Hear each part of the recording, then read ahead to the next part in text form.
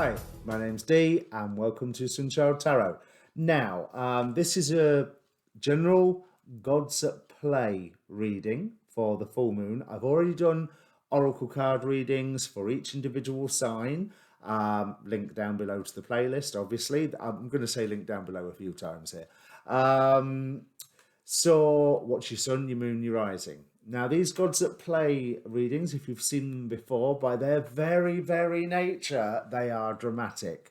They are looking at the masks that the archons are wearing to keep you separate from your divine purpose, and the gods that are working with you and that are on your side, trying to lift you up and reconnect you with your higher self, God, the divine, however you want to look at it. And because of the cards that I use, a selection of oracle decks, they are by their very nature dramatic, which makes them so much fun. But it is a general reading. So, and it's not even necessarily a reading where it's describing what's going on for you right now. It is a look at energies that can be around you, and it's something to file away and enjoy. And you may see situations that you're going through already in the reading, or you may not. And if you don't, go and watch your moon, go and watch your rising. In fact, always watch your rising. If you've got a choice, watch your rising. Now, it is an eclipse, so I suppose your sun and your moon are quite important on this one as well. But don't give away your power. Don't depend on what any YouTube tarot reader says. These readings are officially for entertainment purposes only. But more to the point, it is a form of entertainment because it's there for confirmation. You should be able to hear things that activate your confirmation bias, or basically just go, yeah, I know what that's on about. Now, also down there is a link to the show that I did with astrologer David Fisher, looking at the astrology of the full moon, super moon, blood moon, flower moon. Yes, power moon. No, flower moon. Total lunar eclipse. So as you can imagine, it's a bit of an event. We're in eclipse season now. These next 2 weeks between the lunar and the solar eclipses are considered to be a portal in and of themselves. I know this lunar eclipse is considered to be really good for opening portals for other realms. I will say, yes, now I wrote this down somewhere. If you have any Virgo in your chart, watch the Virgo reading, which is the second half. Timestamp down below as ever, because I'm going to waffle about the moon a little bit first and then get to the reading by jumping ahead to the timestamp. But please listen to my waffle at least once, because I think you might find something of value, hopefully.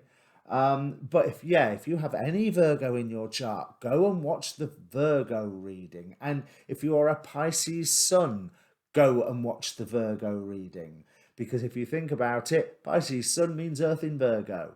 And it's a doozy, but that Pisces Virgo axis, because I've just literally done the Pisces reading, and to be quite honest, that was a doozy as well. So if you've got anything on that Pisces Virgo axis, go and watch both of them, to be quite honest. Right, so with this reading, you can ask a question beforehand. It's not one where I guarantee that you'll be able to tell if there's an answer or not. It's not like the monthlies or my sun with moon rising combination readings, where you can either tell, yeah, this is for me, this isn't for me. So it's I don't like saying take what resonates, because it just sounds so formulaic. But if the whole thing resonates, take it. And if the whole thing doesn't resonate, don't take it. I'm much more a fan of having the whole reading or not little bits. Now, obviously, I'm a YouTube channel. I'm personally a YouTube channel.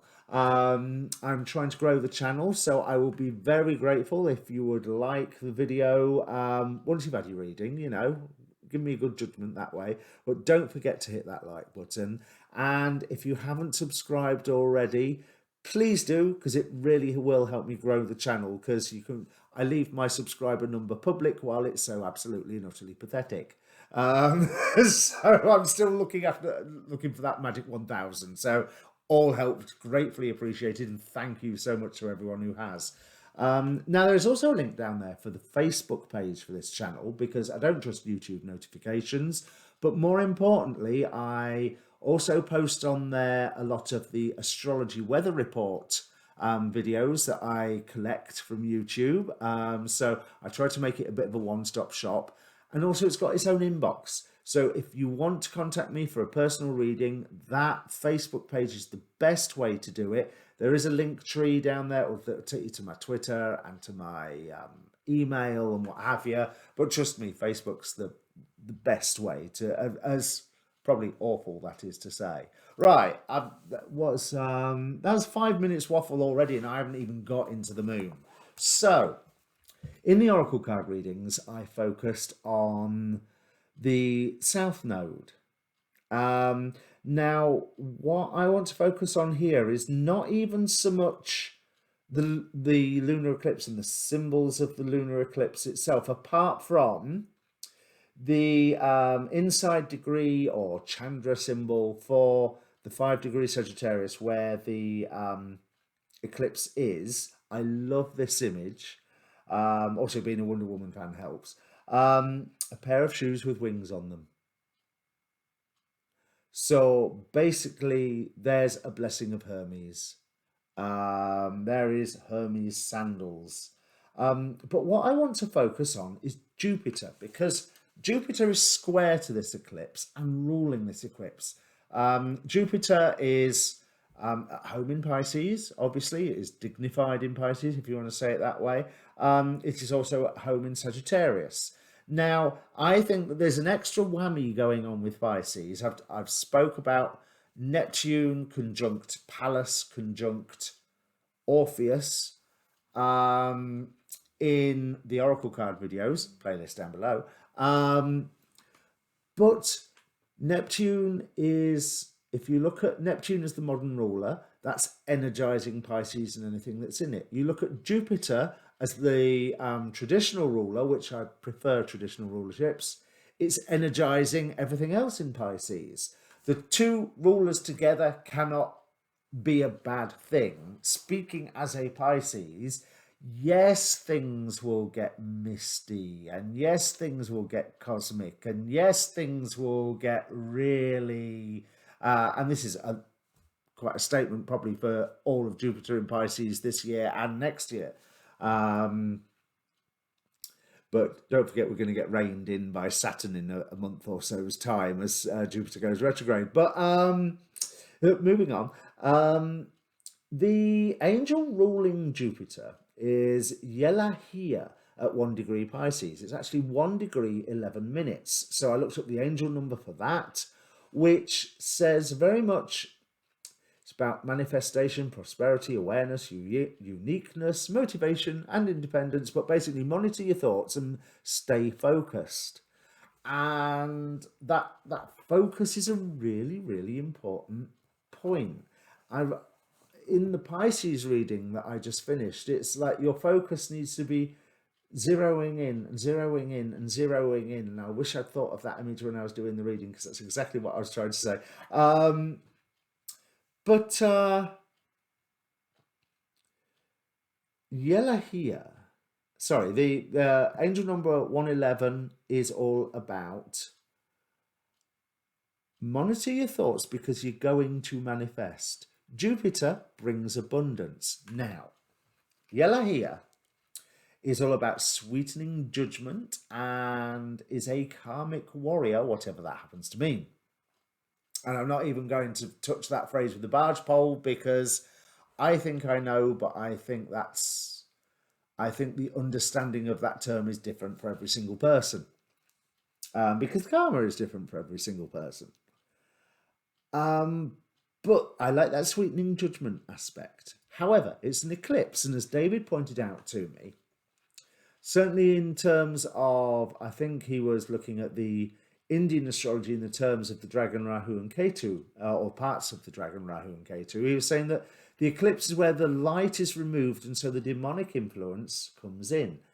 Now, the demonic influence, this decan is ruled by day by Furfa, Goetic spirit Furfa, or Furta, and by night, Seer. Now, Seer, or Seer, is his natural planet is Jupiter. So the fact that Jupiter in Pisces, in Seer's decan, gives that Jupiter expansiveness extra whammy for me. But it's given extra whammy to that Pisces energy. But let's have a look what Seer is about. Now, I would imagine around the eclipse is a great time, if you're into Goetic evocation, to evoke Seer. But I would cast some divination first, and I'm still apprehensive about doing any hocus pocus during the 14 minutes of the total eclipse. Wait till the sunlight has returned to the moon. And if you're wanting to contact Seer, I would imagine in that 14 minutes, although he is a timeless entity and lives in a realm beyond time, but you know, this time here, so he's going to likely be busy being during those 14 minutes, and therefore after the 14 minutes been in a really good mood. So Seer is actually quite a benevolent entity. Seer is known to increase the longevity of the witch, so that's really quite useful. Certainly when your days are getting on a bit. And he is apt for chakra work, specifically the second chakra, the soul star and the earth star chakra. So literally that he is an embodiment of working with the as above so below, and or the grounding yourself and bringing down white light, if you know the technique from that name. But most traditions have a version of linking yourself to Gaia and then bringing the energy down from the cosmos. Seer engenders the quick occurrence of things and catalyzes stagnated affairs with movement. He enacts the revelation of whatever persons in your life essay to keep you unaware of. So he reveals secrets. He presides over sorcery and brings about the fulfillment and gnosis of the will. So there's an understanding of self there, and there's an understanding of divine self there, or of just the divine. But the next bit is what I've highlighted. The traditional delineation of Seer is as follows, and I love this. His office is to go and come, and to bring abundance of things to pass all of a sudden, and to carry or recarry anything wherever you would have it go or where you would have it from. He can pass over the entire earth in the twinkling of a single eye. He gives a true relation of all sorts of theft and of hidden treasure and of other things. He is of an indifferent good nature and willing to do anything that the summoner requires. And then it talks about how he will help the witch contact higher spheres of light, and you've got to remember that a lot of these Goetic spirits that Solomon worked with have angelic origins. So, you know, they know what they're on about. Now, the actual degree, angel of the eclipse degree, is about building bridges, fertility, multiplicity, defeats this Amael, defeats frustration, despair and depression, but obviously not in that 14 minutes. That's where I would imagine they could rear their head. And then it's up to you to defeat frustration, despair and depression for those 14 minutes. But the minute that light returns, Amael will be there assisting you with that. And there's a huge amount of self-determination I'm seeing about this lunar eclipse. I am actually really, really excited for this lunar eclipse. When I was starting the astrology, I was a bit like, oh God, eclipses, they're all going to be scary. You know, they're as scary as comets. But there's so much that can be drawn, I think, from this eclipse, or that can be opened. There is a wonderful sense of potential. And if this is the start of this 2-week portal, it is something to be celebrated, it is something to be experienced, and it is something to spiritually grab with both hands, in whatever way, shape, or form that may mean, because grabbing may be the wrong term. Because the other thing about this 1 degrees Pisces, there was a writer called Franz Baden who did evocations of what he called the degree heads of every degree of the zodiac. Now, 1 degree Pisces is ruled by Shad, who, among other things, inspires technical inventions. So there's this huge problem solving. He will, if you've got a little bit of genius in you, Shad will go, see that genius you've got there? Here, have that, see how you get on with it. Giving that inspiration. And there's power here, the Omega symbol. And if anybody knows where the Omega symbols are from, please do tell me. I've got this list of Omega symbols and I've no idea where they've come from. But this I really like. The Omega symbol for 1 degree Pisces. Remember, this is Jupiter ruling the eclipse, not the eclipse. From deep in the earth, the sound of a waterfall. Now, within that, we've got that sense of building of power, building of potentiality. We've got the idea of the underground stream, that magical current that runs through the earth that magicians and energy workers can tap into, the dragon lines, the ley lines, however you want to say it, with that cleansing sense of water, the waterfall. There's not much more for me. I mean, I've got loads of notes here, but they're all pretty much saying the same thing. This lunar eclipse is a doozy. Take advantage, take precautions. You know, don't do your hocus pocus during the 14 minutes of total blackout, but take advantage, meditate, sing, dance, do whatever feels right for you that gets your energies tingling, not just your fingers, but the air around your fingers, not just your spine, but the whole air around you. When the air that is around you is part of your sensory input, then yeah, you're well on the way. And with that, let me bring up the cards.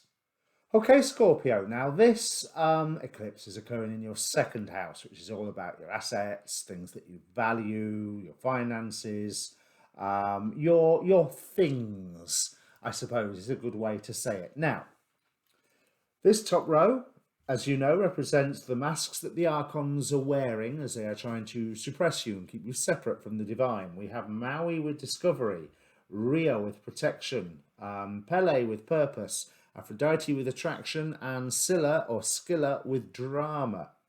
Now, this bottom row represents the gods themselves, who are trying to lift you up, to reconnect you with divinity, whatever that means for you. Your higher self, God, your divine purpose, your energetic activations, however you dress the concept up. We have Akat with dedication, Prometheus with sacrifice, Helen of Troy with beauty. Now that adds an interesting flavour here. Water nymphs with feelings, Hinenutipo with trust, and Ceridwen with inspiration. Now, what I think these are saying, there is some news that comes in, some revelation, some new thing that's discovered, and it is a distraction. It is sleight of hand. This is Maui is giving me that introduction, that discovery, where you suddenly go, oh, well, I didn't expect that, or that's news, that's a surprise. And bear in mind, I am not saying that this thing is false.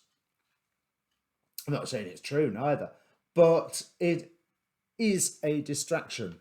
With Rhea, now she appeared on the god side for the previous reading, and I was talking about how she secreted and protected Zeus by putting him in a cave to be nursed by a goat.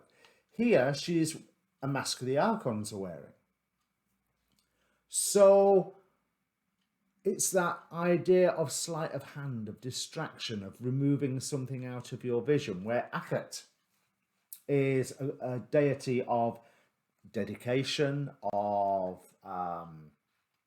excelling, improving your skills. But also he has holy texts, if I remember correctly, because he's a god of tattooists as well. I seem to recall he has holy texts tattooed upon his skin. And even if that's wrong, I'm going with that right now. And so what that is saying to me is that whatever this new discovery is, it is countermanded, contradicted by something that is written down that is older, like the idea of a previous law or a previous will would be an idea, or a previous agreement. Could it be minutes of a meeting? Could it be a diary from your ancestor in the 1700s? Whatever.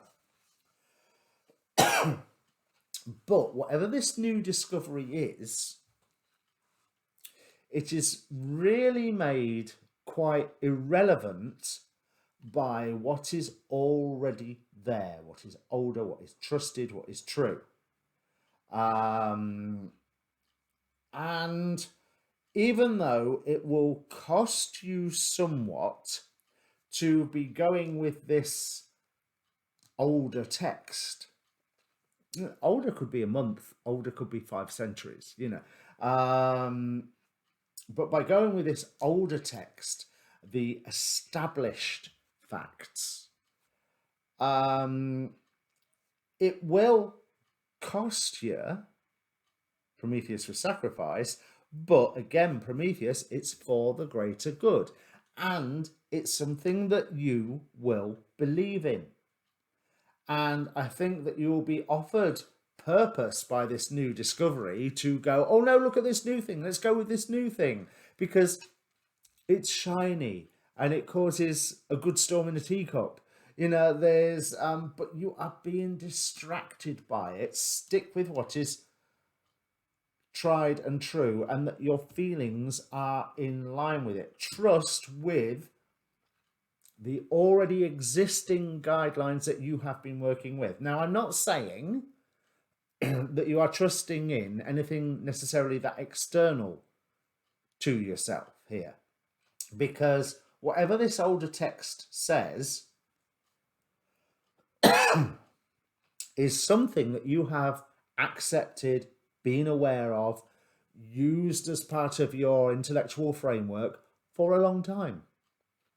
Definitely, I mean, if we was to look at this reading in the context of the Saturn-Uranus square, here you are playing the role of Saturn and the enemy is the forces of Uranus. That's not always the case, and next week will probably be something different. But here, in this one circumstance, whatever this new discovery is, it's to be taken at the very least as a pinch of salt, with a pinch of salt even. And also, really, you have to pay attention to go, hang on a minute, because I can see this, I know that there is something else going on that I can't see. Where is it? What is it? What am I missing here? I'm not going to get drawn along on a bandwagon. Wouldn't be surprised if we get 6 of Wands for that card.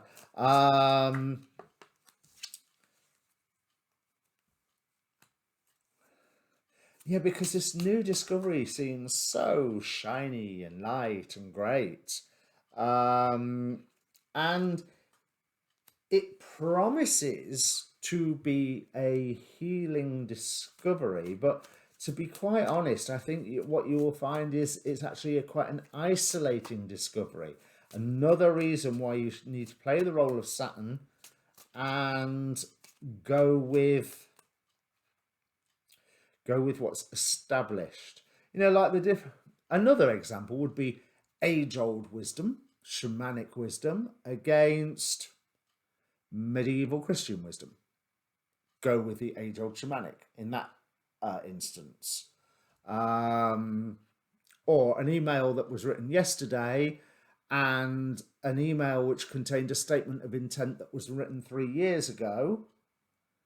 Stick with the 3 years ago one. You know, so this scales a reference here. Because I think you will be led to see value in the jumping on the new thing, because, oh, yes, it's shiny and it's so clear how it answers everything. But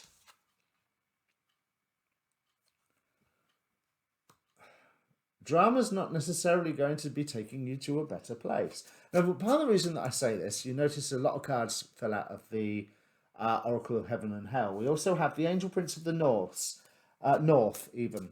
I celebrate my uniqueness with joy and gratitude. And this being aware of your discovery is certainly, of this discovery, is certainly something that helps appear to activate your life, but it isolates you at the very same time. I mean, we've got Hermit, Four of Swords here.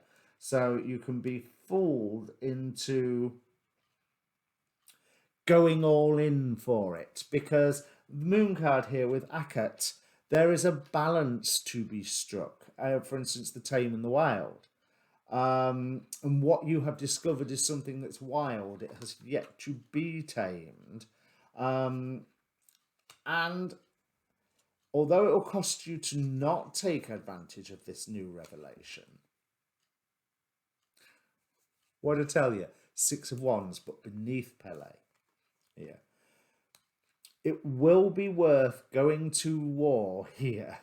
Going to war is probably an extreme way of putting it. It's very dramatic, but hey, we've got Scylla on the table here, and it's a Gods at Play reading. They are dramatic. But Helen of Troy ended up in a war. I'm being very generous here. But Helen of Troy ended up in a war because people were sticking to certain principles.